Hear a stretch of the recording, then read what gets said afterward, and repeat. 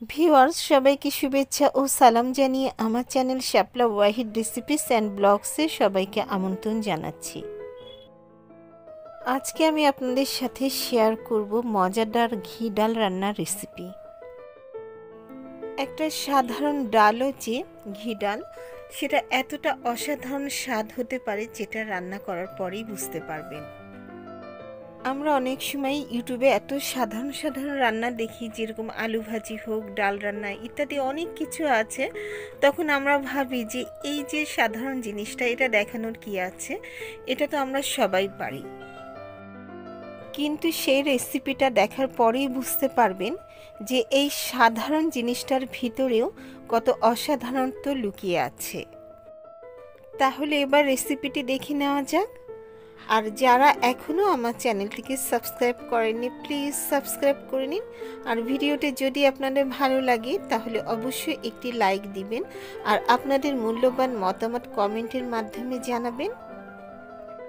এবার দেখে নেওয়া যাক এই ঘি ডাল রান্না করতে আমাদের কি কি উপকরণ লাগছে।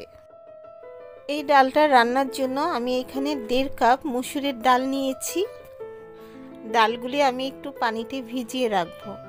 ডাল পানিতে ভিজিয়ে রাখলে ডালটা একটু নরম হয়ে যায়, আর ডালে যে ময়লা থাকে বা বিভিন্ন কেমিক্যাল যদি মেশানো থাকে, দোকান থেকে ডাল সংরক্ষণের জন্য অনেক কিছু দেওয়া হয়, তো সেগুলো থেকে অনেকটা রেহাই পাওয়া যায়। এই ডালটা আমি 30 মিনিটের জন্য ভিজিয়ে রাখছি। ফিরে আসলাম 30 মিনিট পর। এই ডালটা থেকে আমি পানি ঝরিয়ে নিয়েছি। ডালে পানি দেওয়ার সাথে সাথে দেখেছেন কি পরিমাণ পানিটা ঘোলা হয়ে গিয়েছিল। সাথে সাথে ধুয়ে রান্না করলে কিন্তু এই ময়লাটা উঠে না। এটার সাথে আমি নিয়েছি একটু ধনিয়া পাতা, রসুন, কাঁচামরিচ, তেজপাতা। চুলায় আমি একটি ফ্রাই প্যান বসিয়ে দিয়েছি। আর এই ডালটা কিন্তু এই যে বোম্বাই মরিচ, কাঁচামরিচ দিয়ে বা লাল মরিচ, কাঁচামরিচের ভিতরে যে মরিচটা লাল হয়ে যায়, ওটা দিয়ে খেতে কিন্তু ভীষণ ভালো লাগে। এই ডাল চচ্চড়িটা কিন্তু আপনারা সব ধরনের ডাল দিয়েই করতে পারেন। আমি চুলায় যে ফ্রাই প্যানটা দিয়েছিলাম, ফ্রাই প্যানে যে পানি ছিল, পানিটা শুকিয়ে গিয়েছে। এখন আমি ডাল দিয়ে দিচ্ছি।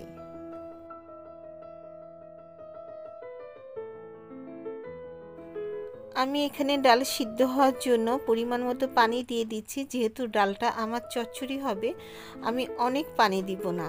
অনেক পানি দিলে প্রবলেমটা হচ্ছে অনেকক্ষণ চুলায় থাকবে সেই পানি শুকাতে, এবং ডালের তখন কালারটাও নষ্ট হয়, স্বাদটাও নষ্ট হয়।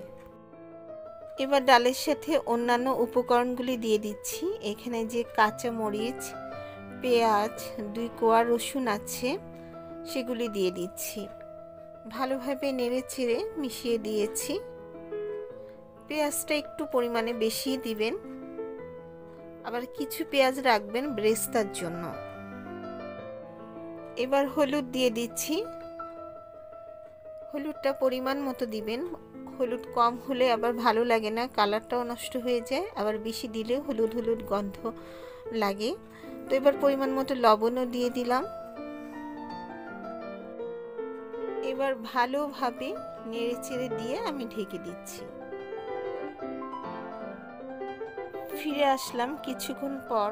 ডাল সিদ্ধ হয়ে গিয়েছে, এর মাঝখানে আমি নেড়ে চেড়ে দিয়েছি, আর কিছু পেঁয়াজও আমি ঘিয়ে বেরেস্তা করে নিয়েছি। এবার বেরেস্তা করা পেঁয়াজগুলি ঘি সহ ডালের মধ্যে দিয়ে দিচ্ছি। কি যে সুন্দর একটা ফ্লেভার আসছে এই যে ঘিয়ে ভাজা পেঁয়াজ বেরেস্তা থেকে।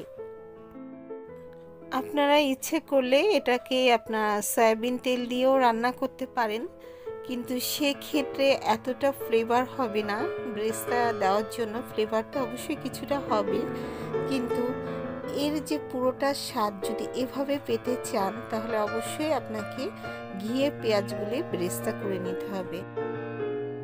বেরেস্তা খুব ভালোভাবে নেড়েচেড়ে ডালের সাথে মিশিয়ে দিতে হবে। এই বেরেস্তা দেওয়ার পরে কিন্তু চুলায় অনেকক্ষণ রাখবেন না। এবার আমি 1 চা চামচ ঘি দিয়ে দিচ্ছি। ঘিটা আপনাদের পরিমাণ মতো, ইচ্ছা মতো আপনারা দিতে পারেন, যে যেমনটা খেতে পছন্দ করেন।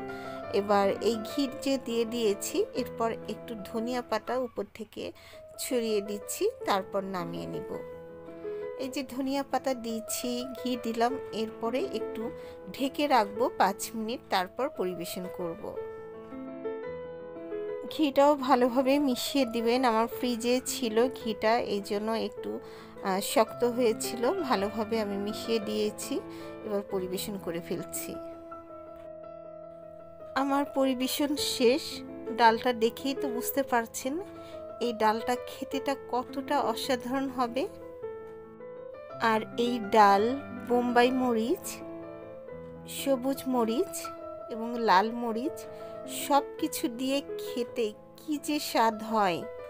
তো ভিউয়ার্স, আমার আজকের রেসিপিটি যদি আপনাদের ভালো লাগে তাহলে অবশ্যই একটি লাইক দিবেন, আর আপনাদের মূল্যবান মতামত কমেন্টের মাধ্যমে জানাবেন। সবাইকে ধন্যবাদ।